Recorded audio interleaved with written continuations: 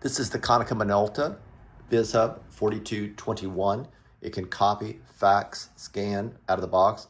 Includes Ethernet as well as Wi-Fi, again, out of the box. You don't have to use those features of Wi-Fi and so forth, but if you want to activate them, you can.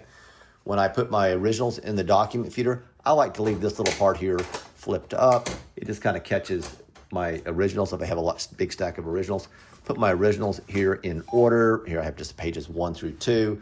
I can hit copy. If I wanted to make multiple sets, I could hit the plus sign and make 5 copies or whatever. I'm just going to make 1 for now, but it's going to, my originals will come back in order. My copies are be in order.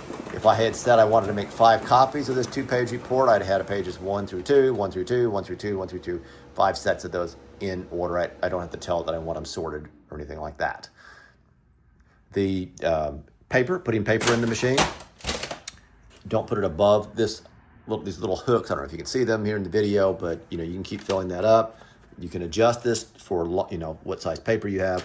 You also have a bypass tray that you can put paper in as well. You can use those independently of one another.